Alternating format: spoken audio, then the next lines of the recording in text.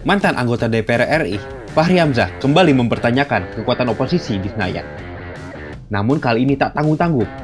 Nama Presiden Joko Widodo disebut Fachri dalam tweetannya. Konon katanya, Presiden Joko Widodo sempat berkeluh kepada Fachri bahwa oposisi di Senayan sekarang lemah. Kita bahkan bisa bertanya, apakah Indonesia sekarang masih memiliki oposisi?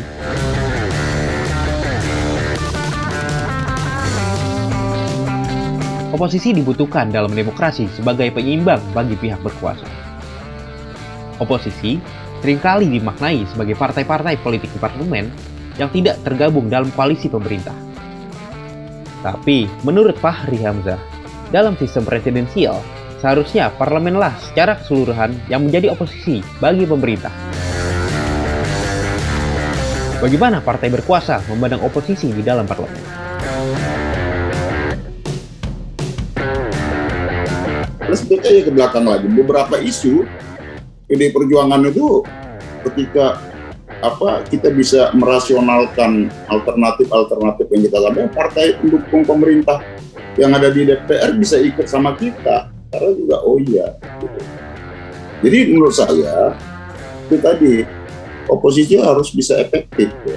Dan dia harus menjadi alternatif, harus mampu melahirkan alternatif sehingga ada nih publik bisa melihat ini loh. Jadi ini kan memperkaya perspektif di publik. Tapi kalau cuma asal beda aja nggak asik. Sejak Gerindra dan PAN bergabung dalam koalisi pemerintah pasca 2019, hanya PKS dan Demokrat yang berperan sebagai oposisi di DPR. Jumlah mereka sedikit, hanya 104 kursi, kalah jauh dari 471 kursi koalisi pemerintah. Apakah ini alasan bahwa oposisi di DPR tidak terdengar suaranya?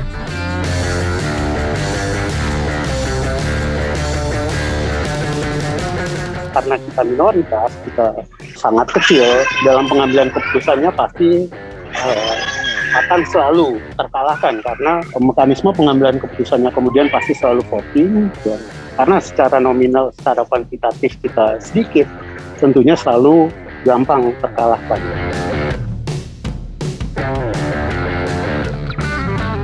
Oposisi tidak tergantung besar dan kecilnya, tapi oposisi tergantung dari akurasi dan ketepatan aspirasi masyarakatnya ya.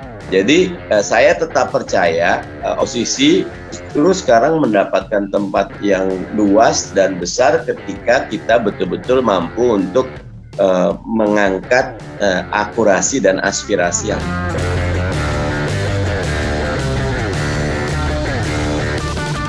PKS memilih sebagai oposisi yang kritis dan konstruktif, bukan kritis dan destruktif. Nah, sehingga mungkin di konteksnya sebagian masyarakat menganggap tidak ada dalam tanda kutip sosok yang atraktif lagi, sosok yang katakan suka meledak-ledak, katakan suka untuk mengambil panggung gitu loh. Mayoritas memang kita proporsional, ya, berbasis data, analisa. Tiada henti, kita terus melakukan penyampaian kepada publik, mengajak publik, nilai pencerahan kepada publik supaya publik sadar untuk hak-hak politiknya sehingga ada kontrol terhadap kekuasaan.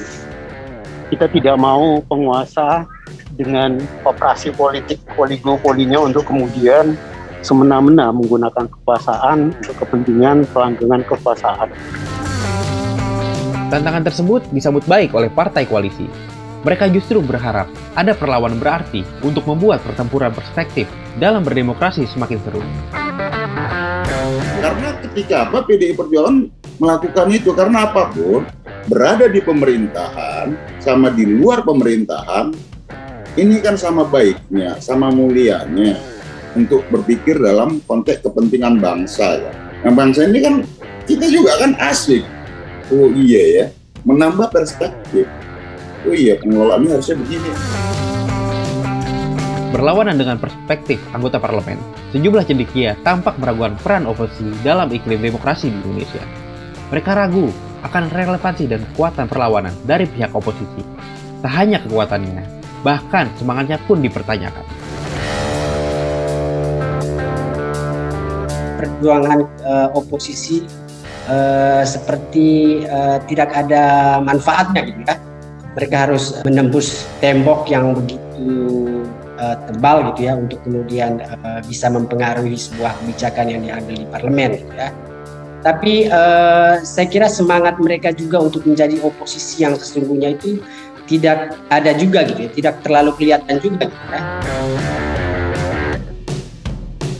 Terkadang memang walaupun sudah dalam satu koalisi ataupun sudah dalam satu gerbong oposisi pun suaranya berbeda gitu ya, tidak dalam satu ide yang sama gitu. Misalnya ya kita bicara misalnya soal undang-undang pemilu, walaupun dalam satu koalisi pasti maunya beda-beda. PDIP maunya sistem pemilunya yang A, Golkar maunya yang B gitu ya, Nasdem maunya yang C. Jadi walaupun sudah dalam satu koalisi yang sama pun itu bisa terjadi. Pada akhirnya yang kita lihat kan hanya sebatas dari bagaimana mereka ingin konsisten menunjukkan berbeda dengan pemerintah. Asal berbeda, asal menolak. Ini juga bukan karakter oposisi yang baik, gitu ya. Artinya tidak pernah akan ada solusi, tidak pernah akan ada dialektika tesis, antitesis, dan kemudian membentuk sintesis. Pro dan kontra itu hampir nggak pernah kita temukan.